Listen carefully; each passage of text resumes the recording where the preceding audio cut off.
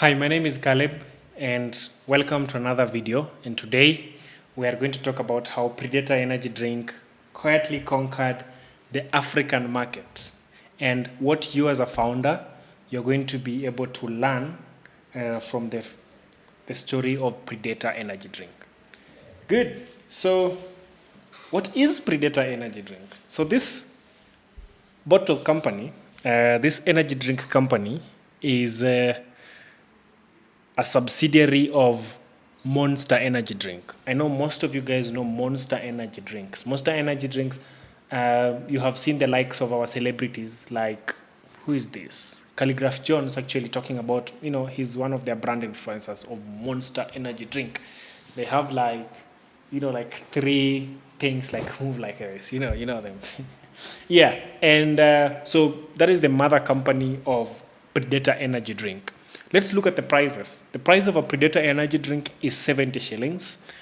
A Red Bull can is 220 Kenyan shillings. A Monster is 320 Kenyan shillings.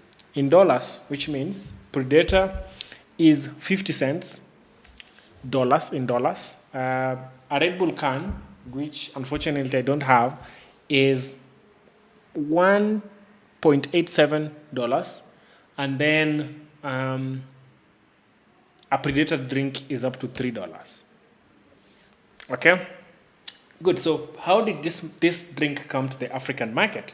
So this drink was brought into the African market in 2018 in South Africa. The reason why they started with South Africa was South Africa has a purchasing power. What I mean by a purchasing power is they can be able to buy things, right?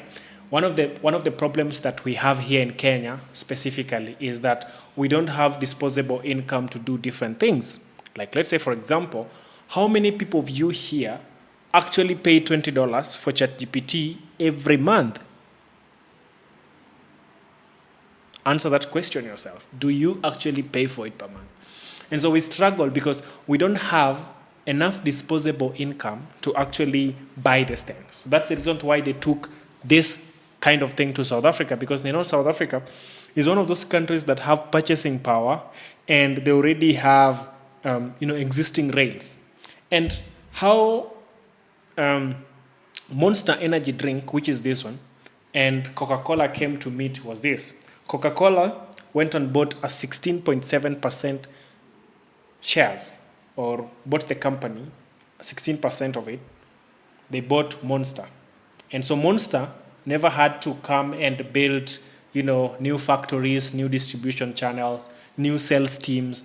The Predator, let me just call them Monster, had now to use what was already existing through Coca-Cola to distribute these drinks to us, right? And who drinks these things? Right now, teachers drink them. We young professionals drink them. Before you actually want to go and do a hard task, you always want to drink something like this. Before you actually, do anything, you always want to drink a Predator.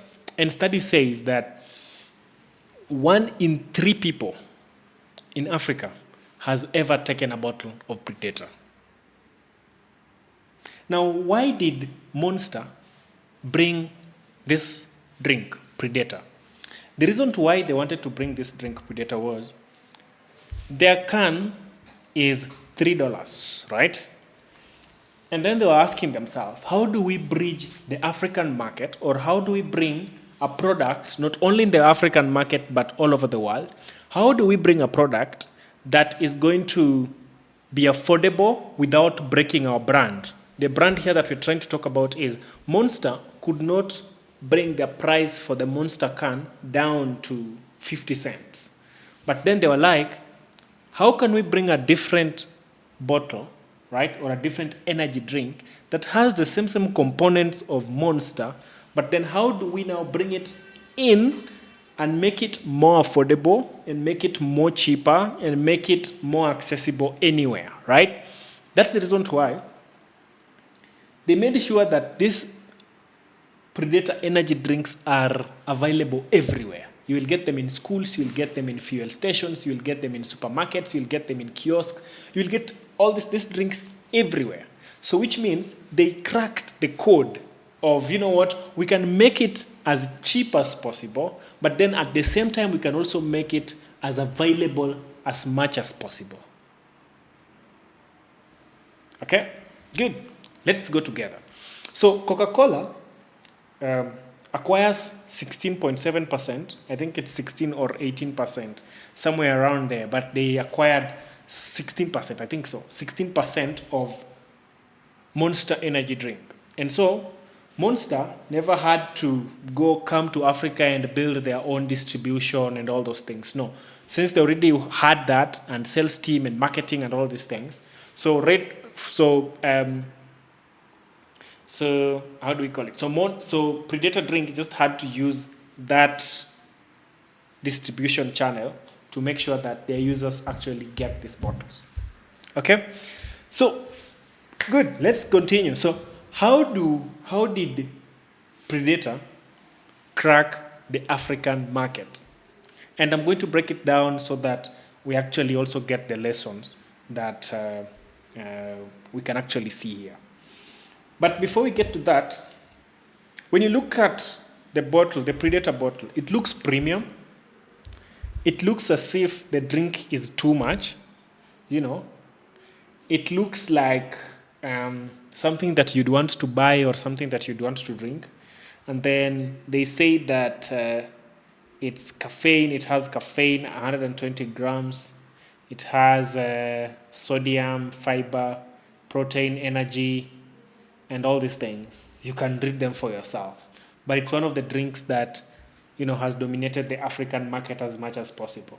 And so let's see how this drink, they actually broke the African market, or they actually penetrated into the African market. So when they came into the African market, they were like, you know what, we're not going to fight Red Bull. Red Bull is already up there. How many people?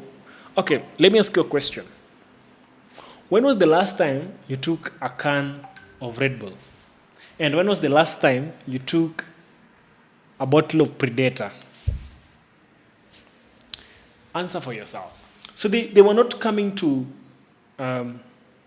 compete with Red Bull in this market. They were like, we are bringing a product that is as much premium as this, but then we want to make it also as cheap as possible. Remember what I said at first, that Monster never wanted to bring the price of their can down to 50 cents. But they wanted to, how do we beat, how do we conquer as a big, how do we conquer the biggest part of the market share, but then with a different type of innovation that is actually not going to break the banks. Okay? Good. So what did they do right? Number one, they understood Africa is a value market. So how did they position by themselves that energy is for everyone? So with 50 cents, you can go and get energy. With 50 cents again, you can get, with $3, $4, $5, you can get as much as possible. And so what they tried to do was they looked at the market and said, you know what? The African market doesn't have $2 to go and buy a Red Bull or to go and buy, the biggest share, right?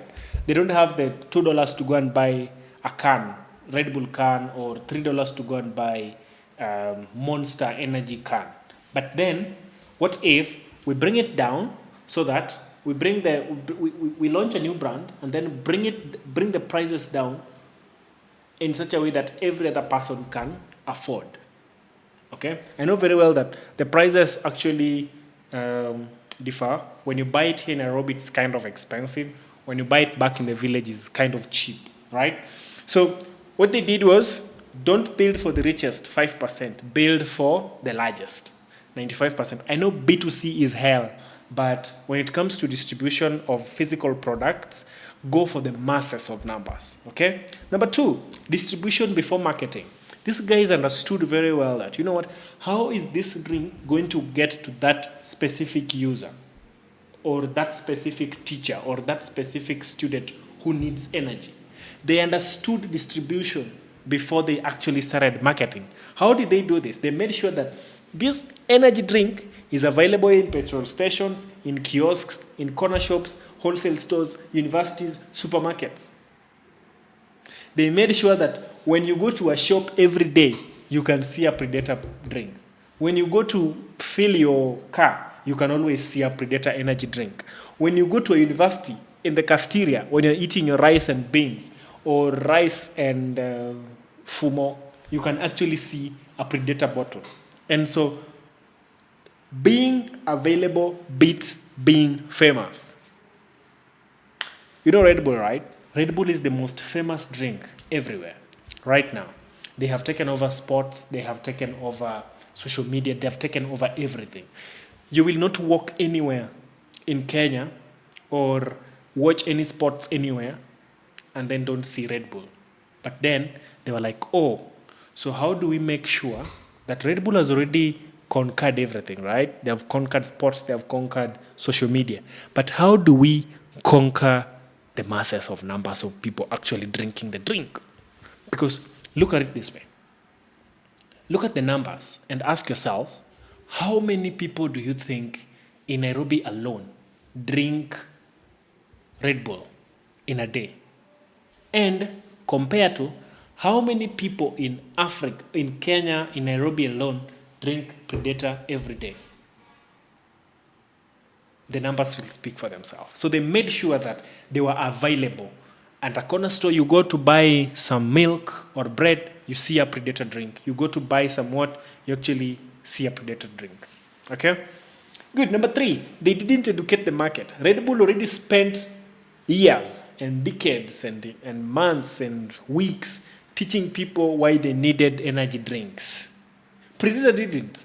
They just came to this market after demand was already made for them. They came to this market and then swiped over the market like no one's business. And so the lesson that we learn from here is don't create demand if someone else has already created it for you. Ride on that demand. Red Bull already created the demand that people can actually drink energy drinks. So what did Predator come and do? They just came and brought it at a cheaper price and actually gave the bigger masses. Okay? Good. Number 4, they localized marketing. How did they do this? So, when you go to different countries where they have the Predator drink, they have different marketing for different countries. In Kenya, they have the Kenyan marketing for Predator is different from the Ugandan marketing for Predator. The London, UK market for Predator is different. Marketing is different from how they do it in Kenya. And that localization is always the biggest part, because look at it this way. You'd not want to bring a product from the UK, from London, and then just copy paste it to the African market. That won't work. You'd want to make sure that you localize it, you localize the product, you put our cultures in there, you put our behaviors in there, you put how we look at things. We know very well that Africans are not people who would want to spend money that they don't have, or who, the money that they have is just only for their food and rent and all these things. So now how do you localize it in such a way that you make sure that the product is cheap, the product is available, and the product is actually serving the purpose that it's supposed to serve? Okay?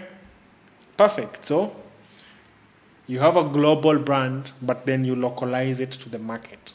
We are building a startup right now, localize it to that specific market.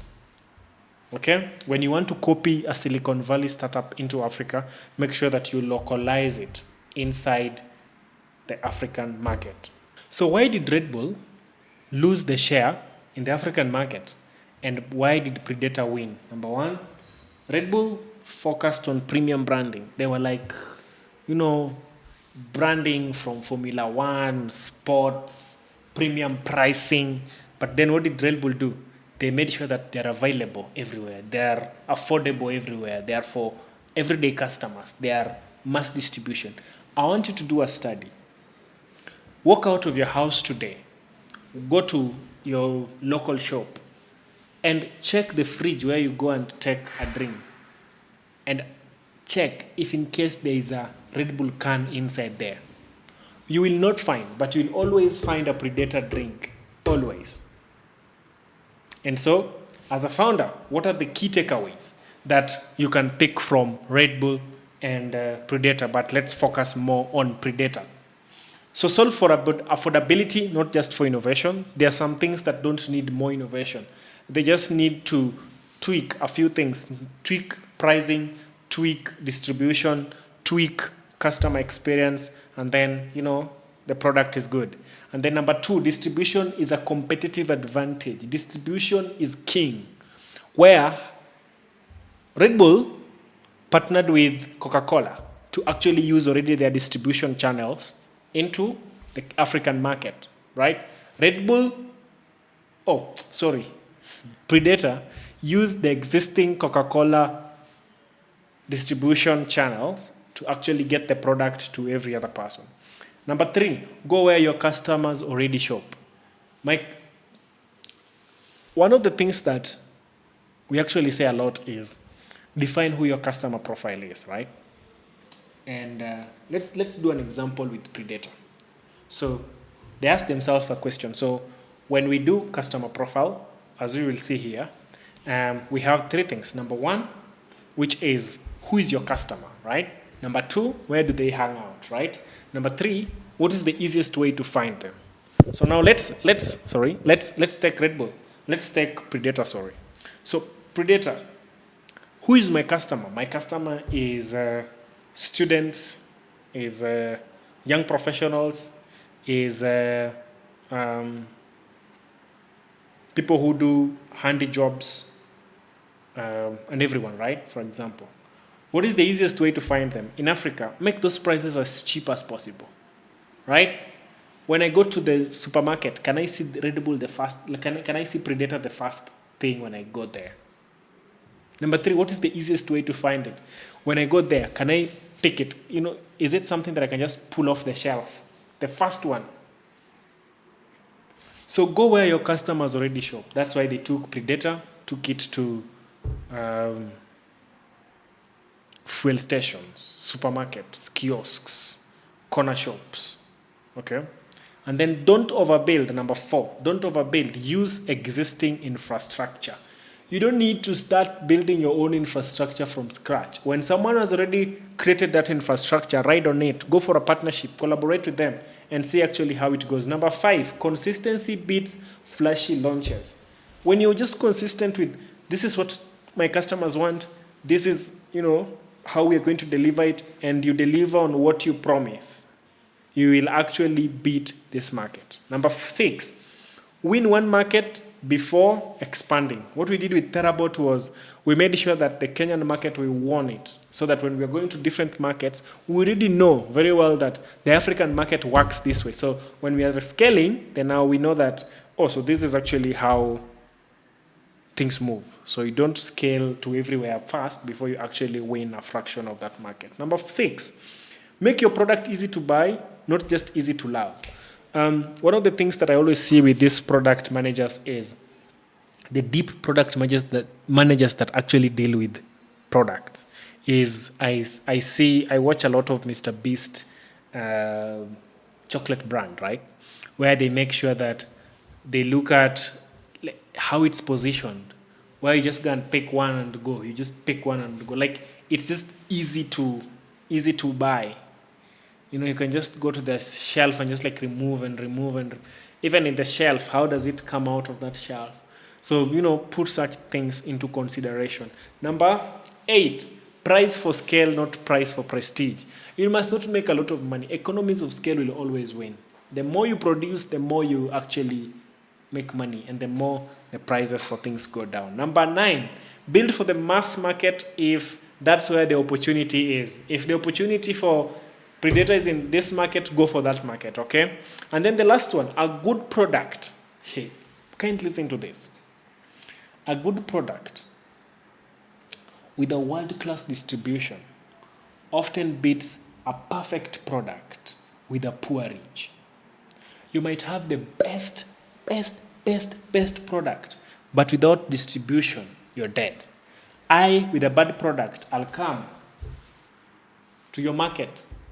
a bad product with a very good distribution, I'll always win that market. And so this is my call to you, startup founders. Stop obsessing over building the best products. Make something work fast and then scale it later. Stop obsessing over building perfect products. Make it exist fast, then make it perfect later. Again, a perfect product with a bad distribution always loses to a good product with a very, very good distribution. So that is what I'll leave you with. I'll leave you with, do not obsess over building the best product. Obsess over how is my product going to reach my users. I'm reading a book called The Lean Startup. The Lean Startup, they have a lesson where it says, you learn as much as from feedback as possible. Get to as much feedback as possible. From the feedback that you actually get, that is how you ship your product. Because most of the things that we are building, our customers even don't want. But, this is the opportunity for you to get that product out and take it to the market. Thank you, and see you on the next one.